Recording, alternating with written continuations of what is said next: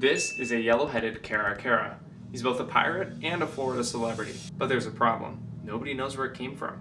So today, I'm going to try to uncover the mysterious origins of this strange bird, explain why hundreds of people have gone to look for this thing, and finally, I'm going to try to track this bird down myself.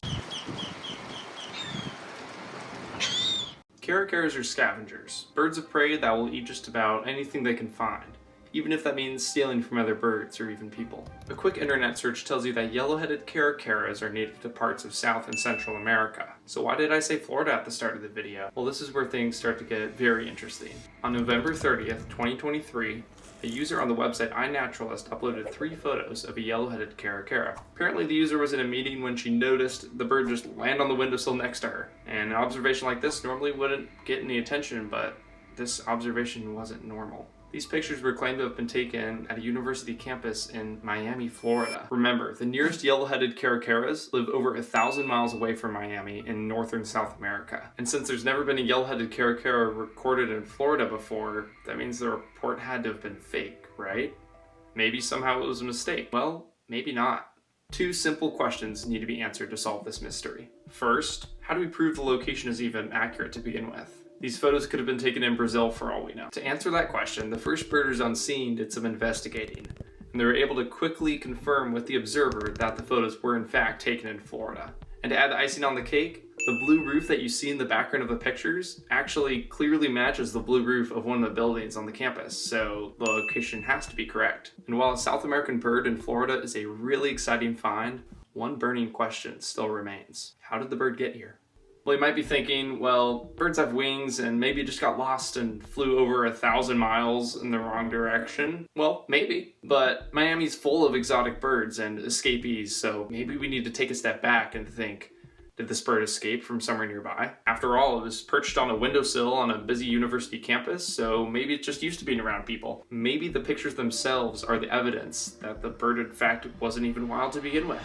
To be completely honest with you, there's no way to 100% prove that this bird was not held in captivity. But I'm going to show you some pretty convincing reasons why I think that this bird is actually wild. In the birding world, we would call this a vagrant. And a vagrant just means a bird way outside of its normal geographical range. But why does it even matter if the bird is wild or not? It matters because birders care about legitimacy, and extreme rarities like this need to be examined with scrutiny. It's like the difference between owning a real diamond and a fake one. The fake is still beautiful, it still glistens in the sunlight, and it still serves the same purpose, but it can never compare to the value of a real diamond. But why is that? It's because scarcity creates value, and us humans are attracted to things that are scarce, things that are rare. And the same principle is just true in birding.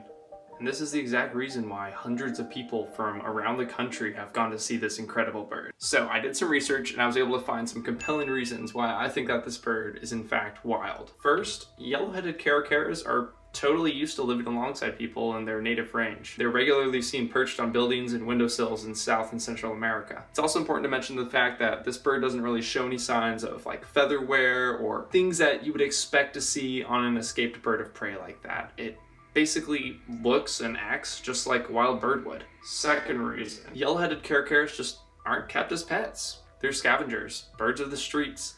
They're not a colorful or exotic bird you'd expect to see in the illegal pet trade either.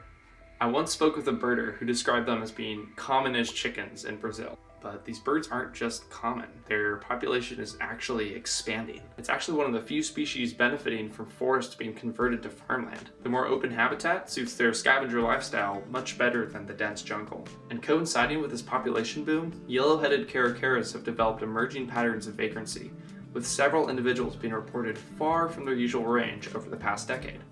Okay, hopefully I've convinced you. But if not, I discovered one more crucial piece of evidence to help uncover this bird's mysterious origins. The yellow-headed caracara had actually been discovered a year before I originally thought it was. Now stay with me here. From October 2022 to January 2023, 2 people photographed this bird in its juvenile plumage. Some of these photos surfaced online in March 2023, but the few local birders who went out to look for it came up empty-handed, so basically just became a ghost story. It wasn't until the November photos came out that the word really got widespread in the birding community and people like myself heard about it. Okay, so what exactly is the evidence here? Well, the answer lies in the age of the bird. it was a juvenile. And it's a well-known fact among birders that juvenile birds are much more prone to wandering and vagrancy than adults. There are several different reasons for this, but inexperienced navigational skills paired with their instinct to find their own territory are likely the two big factors at play here. I hope all of this was enough to persuade you. It was enough to persuade the Florida Ornithological Society Records Committee, who in 2024 accepted the Yellow-headed Caracara onto Florida's official bird list. I think it should go without saying that while this acceptance doesn't prove the Caracara is a natural vagrant, a committee of veteran birders and ornithologists in agreement about the most likely provenance of the bird at the very least reinforces the argument. So whether you're on Team Wild like me, or Team Escapee, the fact that there's a yellow-headed Caracara living in Miami is pretty cool. Now I need to see the bird myself. But little did I know finding this mega rarity was going to be challenging. All right, it's just a little bit after 5 a.m. Got the rotisserie chicken, and of course the camera gear, and we're about to head from our stop in Jupiter down to Miami where the yellow-headed Caracara has been seen. I have no idea if we're gonna see it or not. We've tried multiple times unsuccessfully, so fingers crossed we'll hopefully see this bird this time.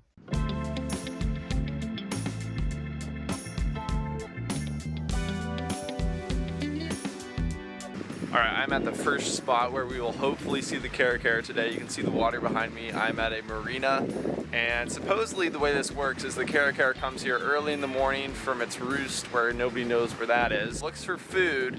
If there's like fish scraps or trash or something it can eat, it hangs around for a little bit before moving on. It's like 20 minutes before sunrise, and being here gives me a little bit of PTSD since I've been at this spot before and I've not seen the bird. So hopefully that's a little different today. Well, it is first light, so we are on the move looking for any bird activity. We're gonna try to draw in like pigeons or crows or something with the chicken to then maybe pull the Caracara by. So we're keeping an eye out. We're waiting for, I think Becca got distracted by a cat, but it's go time. There's some seagulls starting to fly around. Hopefully this will get us a Caracara. All right. I think the seagulls already have noticed. Oh yeah, they're coming. The Caracara just flew into that tree right there. It worked. We just made it. Oh my goodness. Oh my goodness. The chicken worked. After losing our minds for a few seconds, I started getting video of the bird, knowing our time with this rarity would likely be short. After a minute, the Caracara dropped down to browse a few well-tossed chicken scraps from Becca. It appeared indecisive, so you can see Becca threw in an entire chicken leg to help the bird make up its mind. The Caracara took off immediately after scavenging its breakfast, leaving behind two very happy birders. We're both in shock right now. We can't believe we just saw it. Oh my goodness. The bait worked. The rotisserie chicken came in clutch. It's long gone. I think it just came in, got its breakfast and left. But that is so cool. I wasn't sure we were gonna see it. You probably barely hear me over this flock of seagulls still eating the chicken. But we're going. Yeah, we're gonna feed it. We're gonna feed some more chicken.